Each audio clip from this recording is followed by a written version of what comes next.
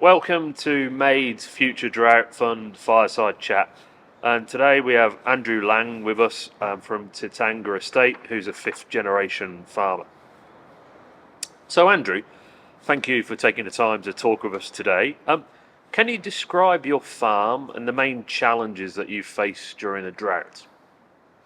The farm's something like 2,600 hectares, about a third cropping and nearly two-thirds sheep, and quite a lot of farm forestry. And during the drought, cropping obviously becomes really variable in its returns. It just depends on when you get the rains. But the difficulty becomes with the sheep. You run out of feed very quickly, and it costs a hell of a lot to keep. We are shearing about 15,000 sheep, including lambs, and so it costs a lot of money to keep all of them fed if you're hand feeding them, which is what we've been doing since pretty much February. And so if we'd sold all of that feed, and it's grain and beans and hay that we had on hand, straw, it would have all been worth at least $500,000. Okay.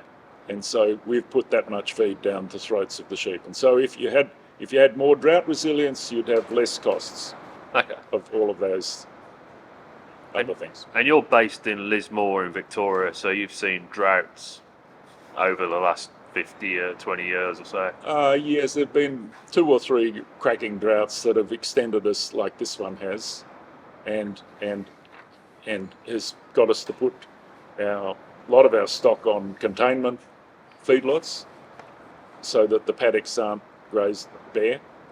And when the paddocks do get those grazed bare, then they tend to blow, and then you wind up with all sorts of extra problems, dams filling up. And so water is the other big issue. How do you keep water up to feed to sheep in those containment lots? Okay.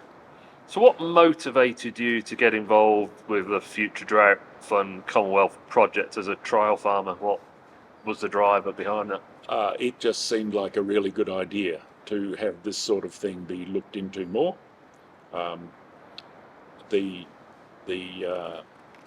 conventional sort of cropping, very high input, upfront costs through the roof, and increasing sort of steadily over time, and there's the possibility of another way, and with a different sort of approach to the fertilizers and the stimulating more vigor. Okay. So what was the single most useful thing you learned from your experience of working with us in this drought project? I could say don't do trials when you're not going to have any rainfall. Good point. Yeah, true. Or 64% drop. But even then, even though we were the most sort of low rainfall one of the trial sites, because of that long dry period from February through to June, it did still show up that some of those treatments, the treatments with digestate and other sort of stimulants, did produce better yields, or would have produced on a larger scale much better yields than the conventional approach. And so that was fascinating. Yeah, and I think we all learnt a lot, and it was great to work with you, and thank you for allowing us to try something different, which is appreciated.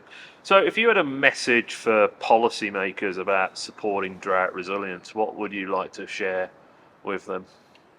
I think the policies aren't really coherent as they stand. They tend to flip-flop with change of governments or change of sort of importance of agriculture in the economic system, and what would be really good would be a much more coherent long-term outlook to try and work out what the most cost-effective options are for assisting better water storage, assisting better grain and hay storage, and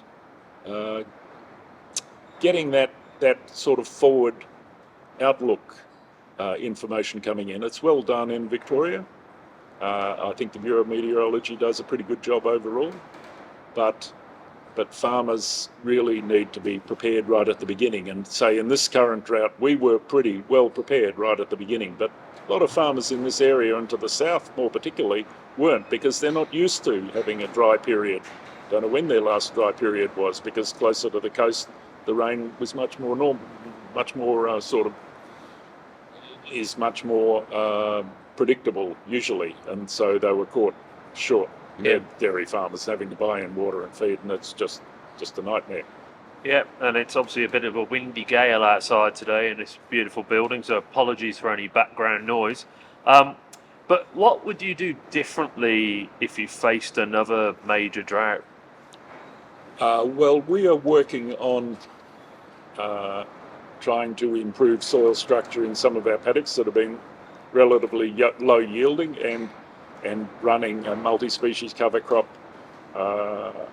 now in the third year of the rotations, and that's for our smaller weaned lambs, the little group that we want to bring up to higher weights to be put back in with their brothers and sisters, and so that is showing hopefully the benefits of improving the soil structure, so you get better moisture retention, better microbial activity, all sorts of things all combining to produce more growth and a better quality of growth, a higher leaf sugar growth. Okay. So you're adding those cover crops into a rotation for feed production, basically. And on a relatively small scale, so about maybe 35 hectares, I suppose, across 4 paddocks. And